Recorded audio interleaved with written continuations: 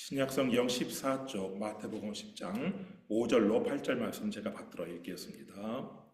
예수께서 이 12를 내보내시며 명하여 이르시되 이방인의 길로도 가지 말고 사마리아인의 고을에도 들어가지 말고 오히려 이스라엘 집에 잃어버린 양에게로 가라. 가면서 전파하여 말하되 천국이 가까이 왔다 하고 병든 자를 고치며 죽은 자를 살리며 나병 환자를 깨끗하게 하며 귀신을 쫓아내되 너희가 거저받았으니 거저주라. 아멘. 베드로와 안드레의 형제는 예수님의 부르심에 즉각 순종을 했어요. 마태복음 4장 20절 말씀 보면 그들이 곧 그 물을 버려두고 예수를 따르니라. 곧. 또 세베대의 아들들이었던 요한과 야고보도 주님의 부르심에 즉시 순종했어요. 마태복음 4장 22절 말씀 보면 그들이 곧 배와 아버지를 버려두고 예수를 따르니라. 아직 예수님께서 유명해지지 않을 때였어요. 나사렛 출신이었던 예수님, 전직 목수였던 예수님의 제자가 되고 싶어하는 사람이 아무도 없을 때였어요. 그럼에도 불구하고 이 베드로와 안드레, 요한과 야고보는 주님의 제자가 되었어요. 후에 예수님께서 그들에게 영원한 생명을 약속하셨죠. 마태복음 19장 19절 말씀 보면 또 내 이름을 위하여 집이나 형제나 자매나 부모나 자식이나 전토를 벌인 자마다 여러 배를 받고 또 영생을 상속하리라. 그런데 예수님이 유명해지자 이제 예수님의 제자가 되기를 원하는 사람들이 많이 생겼어요. 마태복음 4장 25절 말씀 보면 갈릴리와 데가볼리와 예루살렘과 유대와 요단강 건너편에서 수많은 무리가 따르니라. 지금 예수님께서 계시는 이 갈릴리뿐만 아니라 예루살렘 사람들은 갈릴리 사람들을 멸시했거든요. 그 예루살렘 사람들도 예수님의 제자가 되기 위해서 갈릴리까지 와서 예수님을 따라다녔어요. 그들 중에는 서기관도 있었어요. 마태복음 8장 19절 말씀 보면 한 서기관이 나와 예수께 아뢰되 선생님이여 어디로 가시든지 저는 따르리이다. 예수님 당시에 그를 기록할 줄 아는 서기관은 존경받는 신분과 안정된 삶을 누리는 사람이었어요. 그런데 그런 사람이 예수님의 제자가 되기를 원했어요. 그런데 서기관에게 예수님께서 뭐라고 대답을 하셨냐면 마태복음 8장 20절 말씀 보면 예수께서 이르시되 여우도 굴이 있고 공중의 새도 거처가 있으되 인자는 머리 둘 곳이 없다 하시더라. 그 당시에 이 랍비들은요 자신의 집에서 제자들을 받아들였고 그 제자들은 그 스승과 함께 배움의 공동체뿐만 아니라 삶의 공동체를 이루었어요.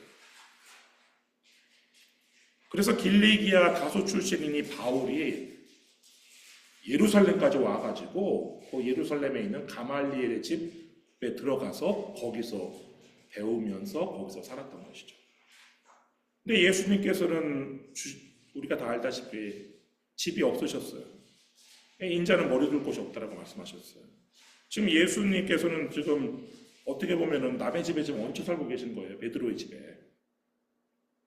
그래서 예수님께서 집이 없으셨기 때문에 예수님의 제자가 되기 위해서는 예수님과 함께 떠돌아다녀야 돼요.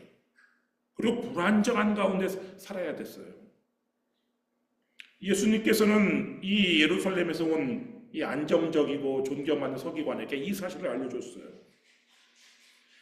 그 사실을 알고도 서기관이 계속 예수님을 따라다녔는지는 미지수인데 분명한 것은 예수님의 12제자 가운데 서기관은 없었다는 것이죠.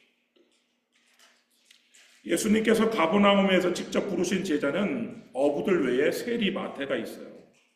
마태복음 9장 9절 말씀 보면 예수께서 그곳을 떠나 지나가시다가 마태라 하는 사람이 세관에 앉아있는 것을 보시고 이르시되 나를 따르라 하시니 일어나 따르니라. 가버나움 세관에 근무하는 마태를 예수님께서 딱 지목해가지고 나를 따르라 부르셨는데 그러자 이 마태도 이 어부들처럼 즉시 이 예수님의 부르심에 순종을 했어요. 누가복음 5장 27절로 28절 말씀 보면 그 후에 예수께서 나가사 레위라 하는 세리가 세관에 앉아 있는 것을 보시고 나를 따르라 하시니 그가 모든 것을 버리고 일어나 따르니라. 이 레위란 이름은 마태가 예수님을 만나기 전의 이름이에요. 예수님을 만난 다음에는 이제 마태로 불리게 되었는데, 이 마태의 아버지가 누구냐? 알페오예요.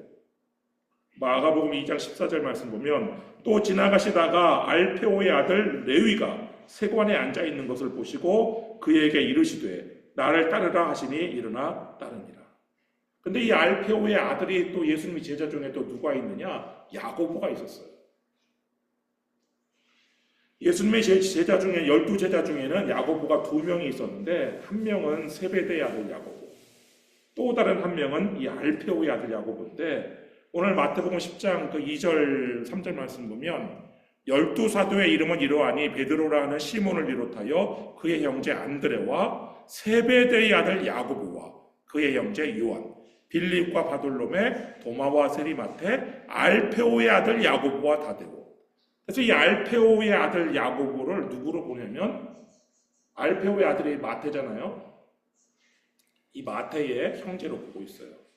그래서 이 마태가 예수님을 만난 다음에 자신의 동생 야고보를 예수님께 이끈 것으로 이렇게 보이는데, 이 마태는 예수님께 동생을 전도했을 뿐만 아니라 우리가 보고 있는 이 예수님에 관한 복음서인 이 마태복음서를 기록을 했죠. 만약 마태가 예수님의 부르심에 순종하지 않았다면 마태는 그냥 평생 로마 제국의 앞잡이, 매국노, 부정하게 재물을 축적하는 죄인이라는 손가락질을 받으면서 평생을 살았을 거예요. 그리고 사람들의 기억 속에서 사라졌겠죠. 그러나 예수님의 부르심에 순종한 결과 마태의 이름은 성경에 기록되고 성경의 저자가 되었으며, 많은 사람들이 자신의 아들에게 마태, 매튜라는 이름을 지어주기를 기뻐하고 있죠. 여러분, 주님의 부르심에 순종하는 삶이 단기적으로는 손해처럼 보일 수도 있어요. 그러나 장기적인 관점으로 보면 결코 손해가 아니죠. 예수님께서 직접 부르신 제자는 이렇게 가버나움의 어부들이었던 베드로, 안드레, 요한, 야고보, 그리고 세리였던 마태 외에 빌립도 있어요. 요한복음 1장 43절 말씀 보면 이튿날 예수께서 갈릴리로 나가려 하시다가 빌립을 만나 이르시되 나를 따르라 하시니. 근데 이 빌립은 가버나움 사람이 아니에요.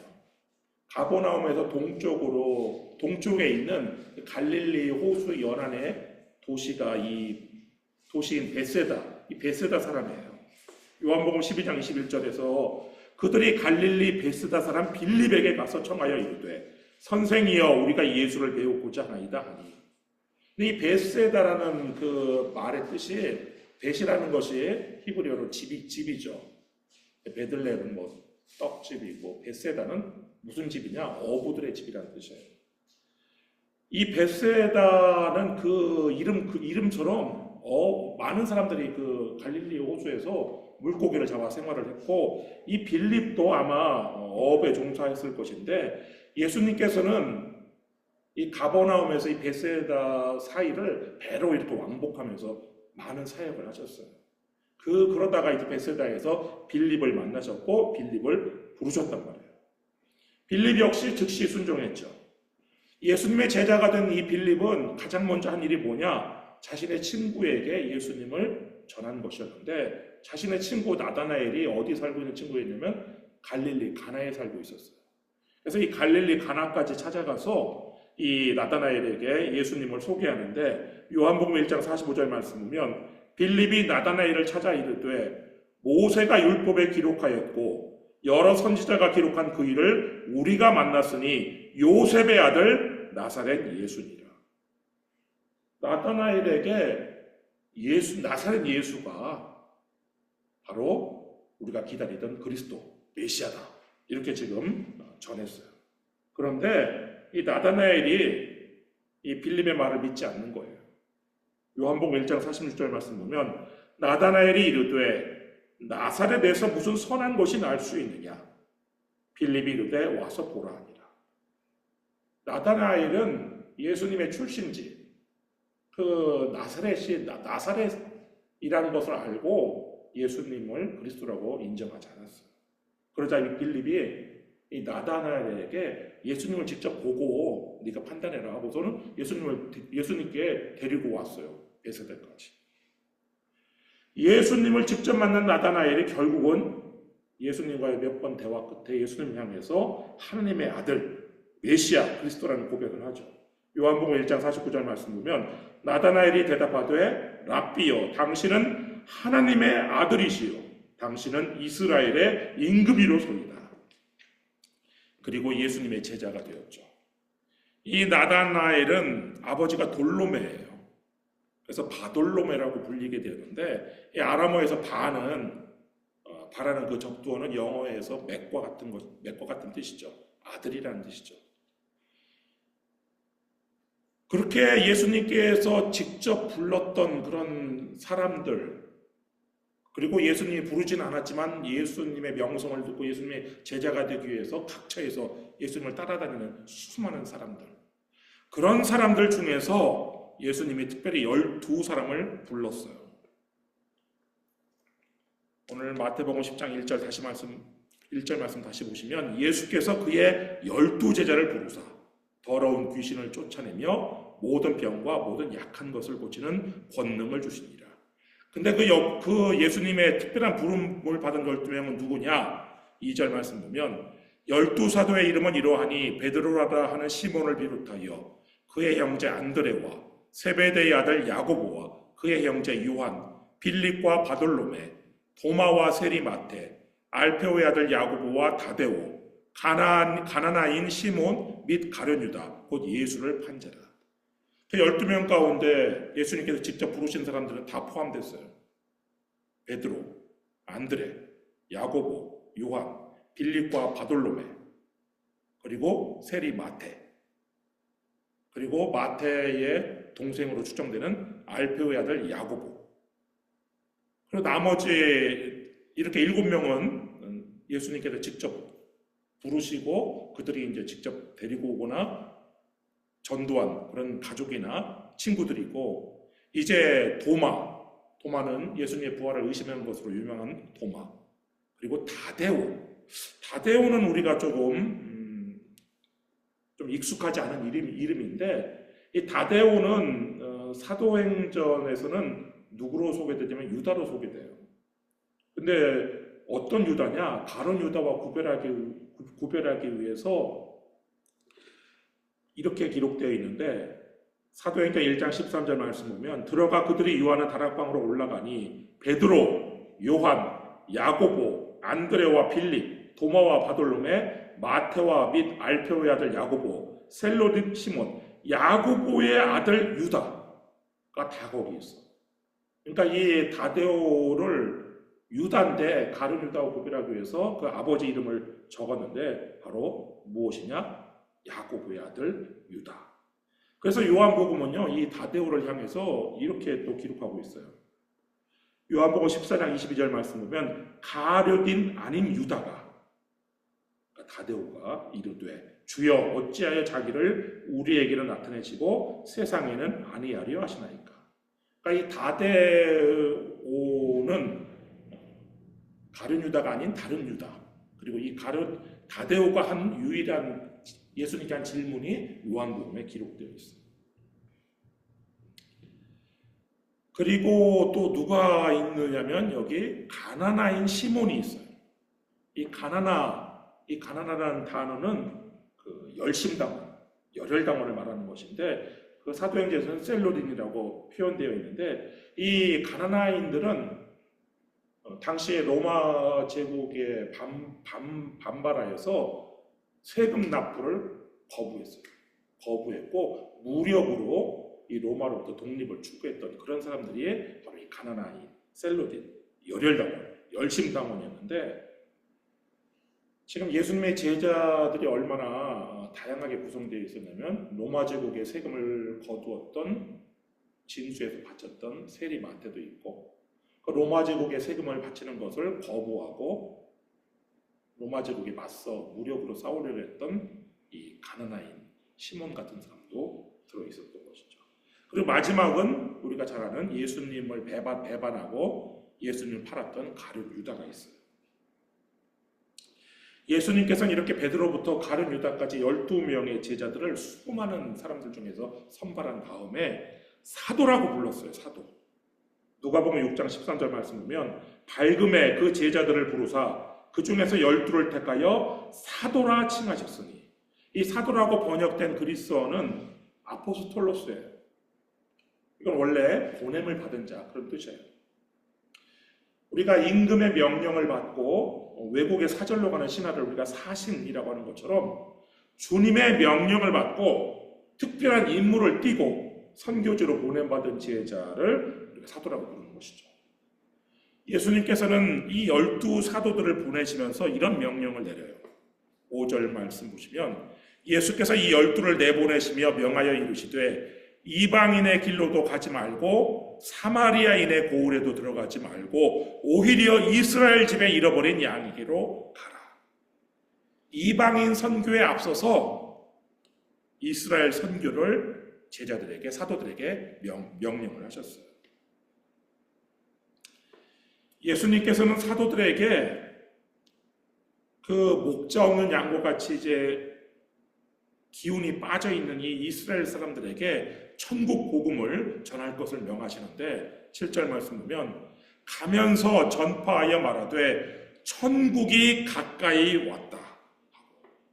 이 천국이 가까이 왔다는 메시지는 세례 요한 때부터, 그리고 예수님도 처음 전한 메시지가 바로 이거였고, 제자들을 보내시면서, 사도들을 보내시면서 외치라고 하는 이 말씀도 바로 천국이 가까이 왔다라는 이 말씀인데, 이게 바로 천국 복음이에요. 천국이라는 것은 하나님께서 통치하시는 나라. 근데 이 하나님께서 통치하시는 이 하나님의 나라는 세상 나라와 달리, 세상 나라는 불의가 판을 씻죠. 근데 이 하나님의 나라는 정의와 공의가 하수처럼 흐르는 나라예요. 또한 하나님께서 다스리시는 이 하나님의 나라는 싸움과 다툼이 판치는 이 세상 나라와 달리 평안과 평화가 있어요.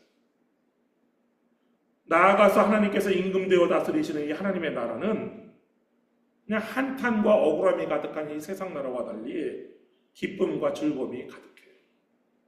당시 로마 제국의 압제에 시달려서 불의를 당하고 학대를 당하면서 그냥 한탄만 하고 있었던 이 이스라엘 백성들에게 하나님께서 임금되어 다스리시는 하나님의 나라인 천국이 가까이 왔다. 이 소식만큼 복된 소식이 어디 있어요? 근데 예수님께서는 또 세례 요한도 그런 하나님의 나라에 들어갈 자격 조건으로 무엇을 말했느냐? 바로 회개를 말했죠. 회개하라. 천국이 가까이 왔다. 그래서 오직 회개한 사람만이 자신의 죄된 길에서 돌아서서 사망의 길에서 돌아서서 생명의 길로 발을 옮기는 사람만이 그 천국에, 하나님 나라에 들어갈 수 있다라고 선포하셨고, 바로 그것이 천국 복음이었죠. 그렇게 천국 복음을 전하라고 명령하신 다음에 예수님께서 하신 것과 동일한 일을 하라고 명령을 내리시는데 8절 말씀 보면 병든 자를 고치며 죽은 자를 살리며 나병한 자를 깨끗하게 하며 귀신을 쫓아내되 너희가 거저받았으니 거저주라. 근데 문제는 지금 이 예수님의 제자들, 사도들이 병자를 고치고 죽은 자를 살릴 수 있는 능력이 있냐 이거예요. 그들 자연인으로서는 능력이 없죠. 근데 예수님께서 그들에게 권능을 주셨어요. 파송하기 전에. 이런 일을 시키기 전에 이런 일을 할 수 있는 권능을 주셨어요. 그게 바로 1절에 나오는데 예수께서 그의 12제자를 부르사 더러운 귀신을 쫓아내며 모든 병과 모든 약한 것을 고치는 권능을 주시니라. 그래서 주님께서는 우리에게 일을 시키기 전에 그 일을 할 수 있는 권능을 주시는 거예요. 그래서 예수님께서 주신 그 권능을 이 사도들은 그냥 사용하면 되는 거예요. 그런데 그 권능을 사용해서 병자들을 고칠 때 돈을 받아서는 안 돼요. 예수님께 거저받았기 때문에 거저 주어야 되는 거예요. 이제 예수님께서 부활 승천 후에 예수님께서는 이방 선교를 명하셨죠. 그리고 예수님의 파송권을 누가 승계받았냐면 교회가 승계받았어요. 그래서 안디옥 교회가 바울과 바나바를 파송했던 것인데, 사도행전 13장 1절 말씀 보면 안디옥 교회에 선지자들과 교사들이 있으니 곧 바나바와 니게르라는 시므온과 구레네 사람 루기오와 분봉왕 헤롯의 젖동생 마나엔과 및 사울이라. 그 나와 있는 안디옥 교회의 선지자와 교사들 중에 첫 번째 사람인 이 바나바, 그리고 마지막에 언급된 이 사울, 이 바나바와 사울은 본래 안디옥 교회의 선지자와 교사였어요. 그냥 교회 내에서 하나님의 말씀을 전하고 가르치는 사람들이었어요. 근데 성령님께서 그 두 사람을 따로 세우라고 이 안디옥 교회에 명령을 하는 거예요. 사도행전 13장 2절 말씀 보면 주를 섬겨 금식할 때에 성령이 이르시되 내가 불러 시키는 일을 위하여 바나바와 사울을 따로 세우라 하시니, 따로 세웠더니 그들을 선교지로 파송하라는 그런 명령을 내리시는 거예요.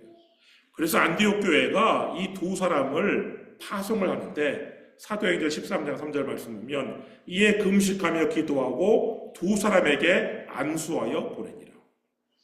그 후에 이 바울과 바나바는 선지자와 교사로 부름받는 게 아니라, 칭함받았던 것이 아니라 이제 사도라고 칭함을 받았어요. 사도행전 13장 43절 말씀 보면 회당의 모임이 끝난 후에 유대인과 유대교에 입교한 경건한 사람들이 많이 바울과 바나바를 따르니 두 사도가 더불어 말하고 항상 하나님의 은혜 가운데 있으라 권하니라. 그래서 바울은 이제 사도로서 당시 소아시아 그리고 유럽에 복음을 전했죠. 그 복음은 세계 각처로 퍼져나갔고 한반도에도 전해졌는데, 1956년에 경주 불국사에서 십자가와 마리아상이 발굴되었어요. 사람들 깜짝 놀라게 했죠. 당시 당나라의 기독교의 분파인 네스토리우스 교가 전파되었어요. 지금도 당나라의 수도였던 그 당시 장안, 지금 서안이라고 시안이라고 불리우는, 거기에 가면 이 네스토리우스 교회가 있어요. 근데 이 네스토리우스 교회는 현지화를 정말 열심히 잘해가지고 겉으로 보면은 그냥 불교나 도교의 사원과 별 차이가 없어요. 그러나 이제 그 내용은 이제 예수 그리스도를 믿는 그런 기독교 한 분파라고 볼 수 있는데, 물론 정통에서는 그리스도의 신성과 인성 문제로 이단으로 이렇게 파문을 했죠. 그래서 동쪽으로 이렇게 와서 그들이 쫓겨나서 동쪽으로 와서 인도와 중국을 거쳤는데, 그 네스토리우스 교를 이 중국 사람들은 경교라고 불렀어요.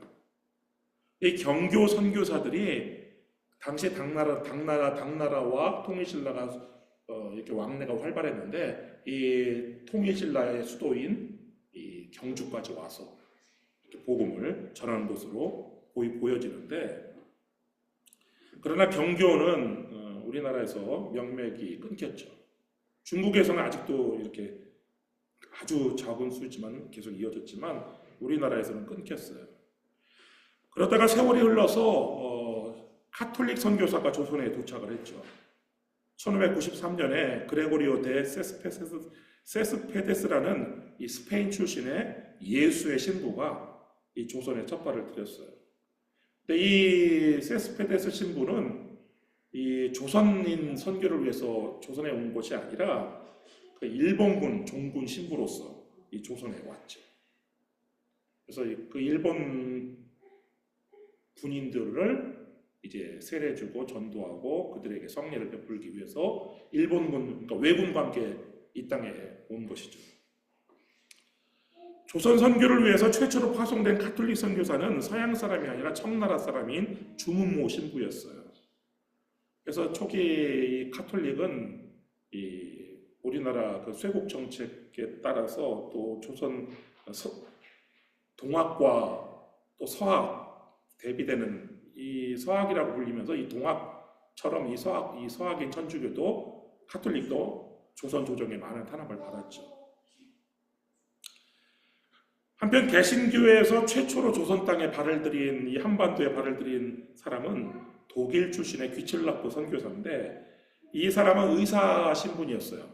의사 신분으로 그 영국의 동인도 회사가 소유한 영국은 이 아시아 인도와 이 아시아 일대를 진출하기 위해서 회사를 차렸는데 그게 바로 동인도 회사인데 말만 회사지 그냥 국가와 다름없어요. 그래서 막 군대도 보유하고 있고 군함도 보유하고 있는데 그 영국의 동인도 회사가 소유한 군함인 암허스트호에 승선을 했어요. 그 군함이 하는 일이 중국과 대만, 조선과 일본 여기를 돌아다니면서 이제 어떤 자신들의 이익을 추구하는 것이었는데 그 암호스트호가 1832년 황해도의 장산곡 부근에 도착을 했어요. 그래서 이 귀칠라프가 상륙을 해가지고 귀칠라프는 조선말을 할 줄 몰랐어요. 그러나 중국어는 할 줄 알았어요. 그리고 한문을 알았어요. 그래서 그 한문을 아는 어떤 조선 노인과 함께 이 필담, 한문으로 서로 종이에다가 써서 대화를 나누는 필담을 나누면서 성경책과 선물을 이렇게 주면서 접근을 했어요. 근데 당시는 조선이 쇄국 정책으로 외국인과의 교류를 철저하게 금했기 때문에 뭐 아무런 성과도 거두지 못하고 한 달 만에 조선을 떠났죠. 그래서 조선 최초의 개신교 최초의 조선 선교사라는 타이틀은 누구에게 돌아갔냐면 바로 조선 땅에서 죽을 때까지 살면서 복음을 전했던 이 아펜젤러와 언더우드에게 돌아갔던 것이죠. 아펜젤러는 미국 감리교회가, 언더우드는 미국 장로교회가 이 조선 땅에 보낸 선교사들이었는데 이 아펜젤러는 그 아내도 조선 선교에 헌신을 했어요. 근데 언더우드는 약혼녀에게 조선 땅에 선교사로 간다고 말을 하니까 이 약혼녀가 파혼을 했어요. 파혼을 하고 그래서 결국 이 언더우드는 혼자 몸으로 아펜젤러는 아내와 함께 그래서 이 두 가정이 같은 배를 타고 미국에서 일본을 거쳐서 이 조선 땅에 제물포까지 들어왔죠. 그게 바로 1885년 4월 5일. 근데 그날이 하필이 아니라 그날이 하나님의 어떤 특별한 섭리가 있는 것처럼 부활절이었어요. 부활절 날 조선 땅에 발을 들인 거예요. 그래서 아펜젤러는 우리가 다 알다시피 교육과 선교에 이렇게 매진을 했어요. 그래서 배제학당, 조선 최초의 근대식 학교죠. 그리고 최초의 감리교회인 정동교회 설립을 했고 이 언더우드 역시 아펜젤러와 같이 교육과 선교에 힘을 썼어요. 그래서 언더우드가 세운 최초의 장로교회가 바로 세문안교회죠. 정동교회하고 세문안교회는 이 언더우드와 아펜젤러가 매우 사이가 좋았어요. 그래서 서로 함께 팀으로 이렇게 사역을 해서 감리교와 장로교회가 처음에 이제 선교지 분할도 서로 경쟁하지 않고 이렇게 잘 분할하면서 할 정도로 관계가 좋았어요. 그래서 정동교회하고 세문안교회가 지금도 사이가 좋아요. 정동교회에서 무슨 행사하면 세문안교회에서 와서 하고 세문안교회에서 무슨 행사를 하면 정동교회에서 이렇게 가는데 하여튼 뭐 그렇게 지금까지도 이렇게 관계가 좋죠. 근데 아펜젤러는 조선 땅에서 이제 열심히 그렇게 선교하다가 성경 번역 사업을 위해서 이 인천에서 목포로 가다가 군산 앞바다에서 선박 충돌 사고로 돌아가셨어요. 근데 그때 함께 탔던 미국인 광산 노동자가 있었는데 그 사람이 이런 증언을 했어요.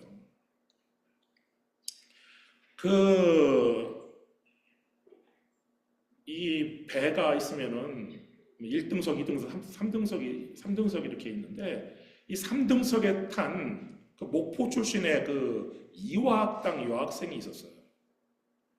근데 그 이화학당 역시 그 감리교 선교사였던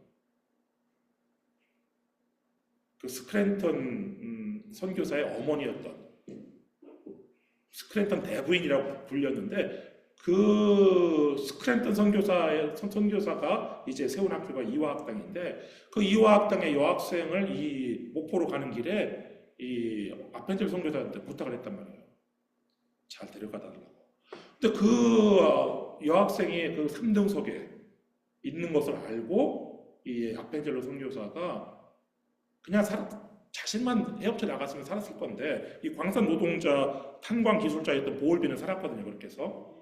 근데 이 아펜젤로 선교사는 자신의 몸을 돌보지 않고 그 여학생을 구하러 3등석으로 내려갔다는 거예요. 들어갔다는 거예요. 그 후로 이제 다시 보지 못한 것이죠. 그래서 아펜젤로 선교사는 이 조선 땅에서 그렇게 이제 돌아가셨어요. 그리고 이제 140년이 흘렀어요. 그래서 우리 감리교회에서는 이렇게 140년 전에 조선 땅을 위해서 언더우드의 약혼녀는 조선 땅으로 선교사를 간다고 하니까 아예 파혼을 할 정도로 그 당시 조선 땅은 정말 오지 중에 오지였죠. 그곳에 가서 목숨을 잃을 수도 있고 또 그곳에 가서 뭐 고생은 뻔한 것인데 그럼에도 불구하고 이 아펜젤러 선교사 그리고 언더우드 선교사는 자신이 거저받은 모든 것들을 이 조선 땅에 그대로 다 조선인들을 위해서 나누어줬던 것이죠. 우리가 그래서 지금 우리가 이렇게 예수를 믿고 이렇게 우리가 하나님 바른 생명의 길을 우리가 지금 찾아가는 것이죠. 그분들의 은혜로. 이제 우리가 값없이 받은 그 복음을 이제는 이제 우리가 복음이 필요한 민족들에게 이제 나눌 때가 된 것이죠. 그래서 한국교회가 복음을 전하는, 복음을 받았던 교회에서 복음의 빚진 자의 심정으로 이제 복음을 나눠주는 교회가 되어야 되는 것이고, 우리 교회도 비록 작지만 그렇게 교육과 선교 그리고 사람들의 아픔을 함께하는 사회 봉사 이런 것에 힘을 쓰는 그런 교회가 되기를 주님의 이름으로 축원합니다. 기도하겠습니다.